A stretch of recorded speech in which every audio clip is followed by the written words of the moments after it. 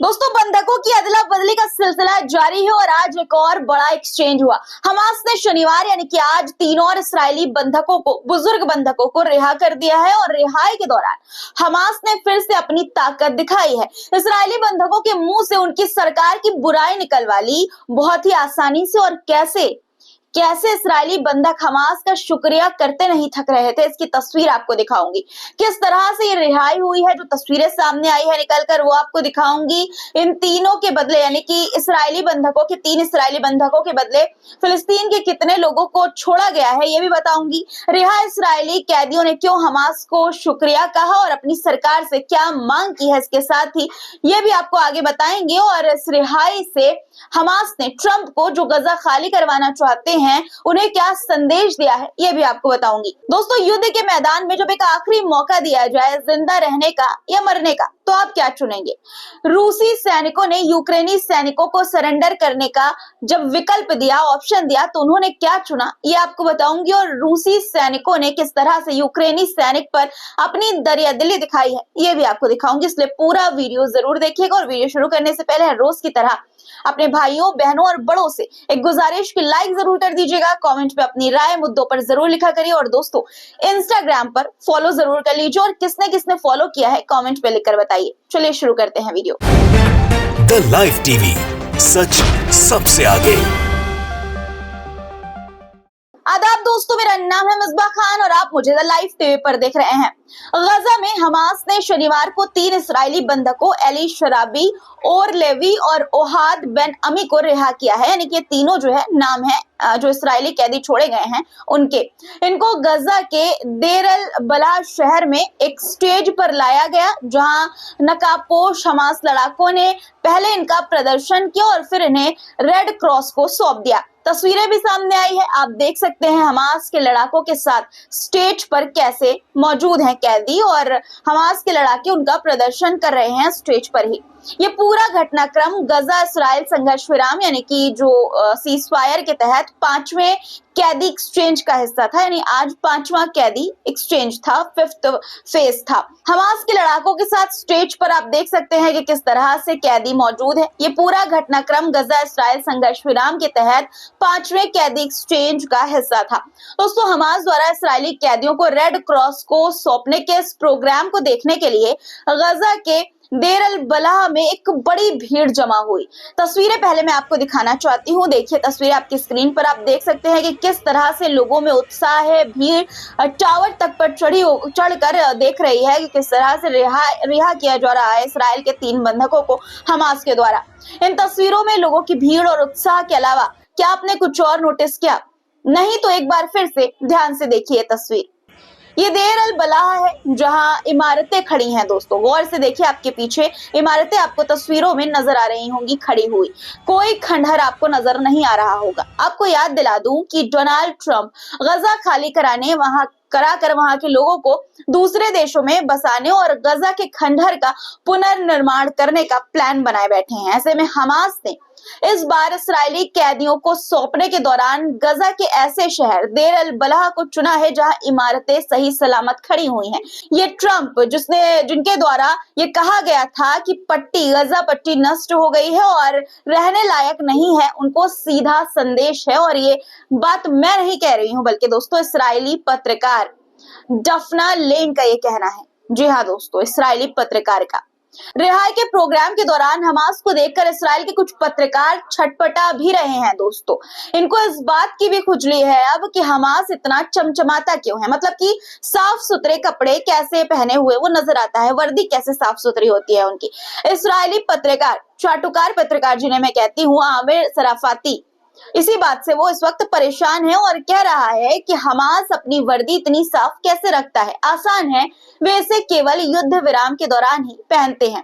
मेरे हिसाब से इनका इशारा ये है कि आम दिनों में हमास के लड़ाके सिविल में जो है वो आम लोगों के बीच रहते हैं, आम लोगों की तरह। खैर, जो इसका दिमाग खुद खुराफाती हो, खुराफात भरी हो, उसको सामने वाले के दिमाग में ही खुराफात ही वो ढूंढता रहता है। दोस्तों, चाटुकार पत्रकार जो भी कहें, लेकिन हमास की कैद से रिहा हुए इस्राएली बंदी ही अपनी सरकार की खुराफात को खुद बयां कर रहे हैं, खुद दुनिया के सामने रख रहे हैं। जी हाँ, बिल्कुल सही सुना आपने। इस्राएली रिहा हुए इस्राएली सैनिकों ने हिब्रू भाषा में हमास को धन्यवाद कहा है और मांग की कि इस्राएली सरकार सौदे को पूरा करे और संघर्ष विराम करे, यानी पूरी तरह से संघर्ष विराम सौदे को पूरा करने के बाद करे।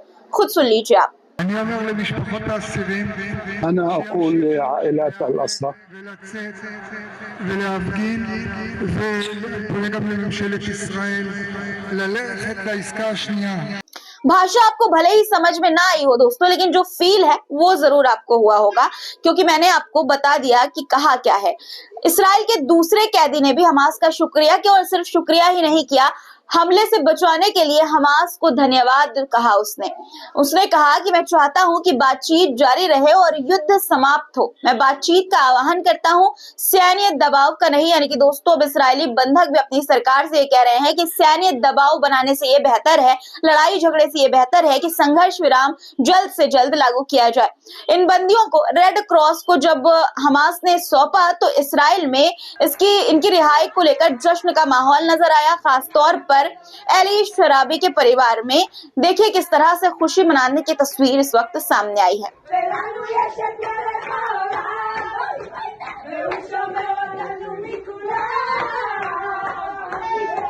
दोस्तों ये तो आपने रिहाई के दौरान की तस्वीरें देखी। अब मैं आपको रिहाई की तैयारी के दौरान हमास के लड़ाकों की जो तस्वीरें सामने आई है वो दिखाना चाहती हूँ, जिसके जरिए एक बार फिर से हमास ने इस्राएल को चिढ़ाया है।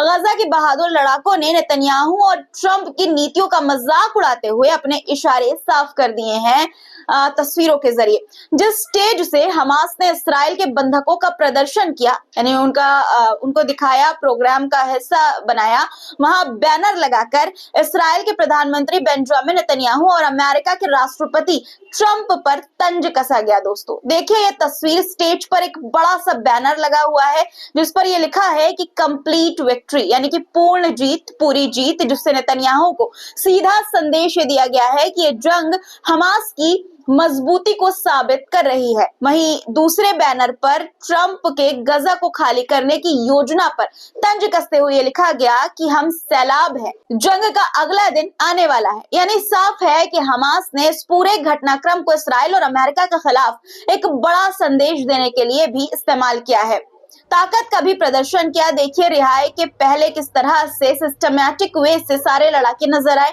अल-कस्साम ब्रिगेड्स के लड़ाकों को भी आप देख सकते हैं इन तस्वीरों में दोस्तों कि सब लाइन से खड़े हैं, तैयारी में पूरे जोश में खड़े हुए हैं और किस तरह से स्मार्टनेस के साथ रिहाई की जाती है आप देख सकते हैं। जैसा कि चाटुकार पत्रकार ने कहा कि साफ सुथरी वर्दी में हमास के लड़ाके बिल्कुल किसी फिल्मी अंदाज में, फिल्म के सीन की तरह नजर आते हैं जब कोई रिहाई होती है तो। और एक तरह से ये संदेश होता है कि हमास कमजोर नहीं है। गजा के देर अल बलाह में जब हमास ने इस्राएली बंधकों को सौंपा तो वहां का माहौल सिर्फ एक शांत कैदियों की अदला बदली का नहीं था, वहां एक नई लहर उठ रही थी और उसकी गूंज पूरे इस्राएल तक सुनाई दी। दोस्तों बच्चों ने शहीद नेता याह्या सिनवार के लिए नारे लगाए, जो कि गजा के लिए एक बहुत बड़ा प्रतीक है। सबसे ज्यादा ध्यान खींचा एक फिलिस्तीनी महिला के एक संदेश ने, जिसमें उन्होंने कहा कि अगला मार्च अल अक्सा के लिए। देखिए तस्वीरें।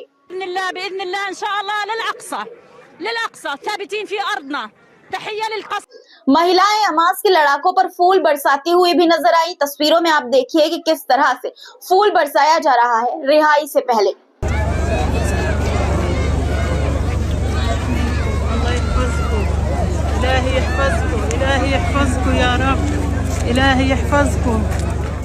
दोस्तों गजा की जमीन पर आज सिर्फ कैदियों की अदला बदली नहीं हुई, बल्कि एक बड़ा पैगाम भी दिया गया, अगला मार्च अल अक्सा के लिए। ये नारा, ये जोश और ये इरादा सीधे इस्राएल को चुनौती दे रहा है। इस वक्त इस्राएल के 3 बंधकों के बदले इस्राएल ने 183 फिलिस्तीनी कैदियों को रिहा किया है, जिनमें से 111 कैदी गजा के हैं जिन्हें 7 अक्टूबर 2023 के बाद गिरफ्तार किया गया था। 18 कैदी यानी कि 18 कैदी जो हैं वो ऐसे थे जिन्हें आजीवन कारावास की सजा मिली थी और 54 कैदी वे थे जिन पर भारी सजा लगी थी।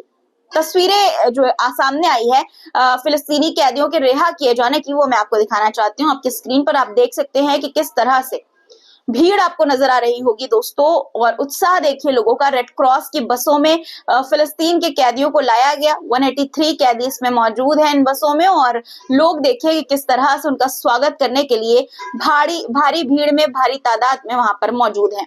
क्या आप जानते हैं जब ये अदला बदली हो रही थी तो दूसरी तरफ क्या चल रहा था? मैं आपको बताती हूँ। एक और जहां हमास बंधकों को छोड़ रहा था, वहीं ईरान के supreme leader Ayatollah Ali Khamenei Hamas के नेताओं से मुलाकात कर रहे थे। सवाल ये है कि क्या ये सिर्फ एक इत्तेफाक है या इसके पीछे कोई बड़ा प्लान छिपा है? क्योंकि ये बात अब इस्राएली पत्रकार आमिर सराफाती को डाइजेस्ट नहीं हो रही है। वो ये कह रहे हैं कि आतंक के प्रयोजक कभी आराम नहीं करते। आपकी क्या राय है वैसे इस पर? कमेंट में लिखिएगा। अब अगले खबर पर आते हैं। युद्ध के मैदान में जब एक आखिरी मौका मिल जाए जिंदा रहने का या मरने का, तो आप क्या चुनेंगे? रूस यूक्रेन युद्ध के बीच से आई ये डरावनी तस्वीर दिखाती है कि जब रूसी सैनिकों ने यूक्रेनी सैनिकों को सरेंडर करने का विकल्प यानी कि ऑप्शन दिया, तो उन्होंने क्या चुना। ये खौफनाक तस्वीरें रूस के कसर्क क्षेत्र से आई है सामने, जहां रूसी सैनिक यूक्रेनी सेना के एक गुप्त ठिकाने को साफ करने निकले थे। रूसी सैनिकों ने यूक्रेनी सैनिकों को सरेंडर करने के लिए कहा, हथियार डाल दो। ये कहा कि हम तुम्हें जिंदा छोड़ देंगे अगर तुम हथियार डाल दोगे तो। लेकिन जवाब में यूक्रेनी सैनिकों ने अपने हाथ नहीं उठाए, हाथ नहीं खड़े किए, बल्कि लड़ने का फैसला लिया, और फिर शुरू हुआ गोलियों का तूफान। तस्वीरों में वीडियो में आप सुन सकते होंगे दोस्तों कि किस तरह से गोलियों की आवाज आ रही है। ऑपरेशन को आप देख सकते हैं वीडियो में। Гранату закинь!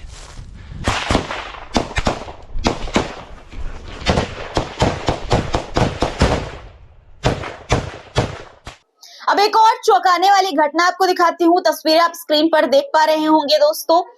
खेरसोन के पास एक टापू पर जहां रूसी सेना ने यूक्रेनी पोस्ट को तबाह कर दिया। रूसी स्काउट्स ने एक यूक्रेनी ऑब्जर्वेशन पोस्ट को खोज निकाला, फिर हुआ ताबड़तोड़ हमला।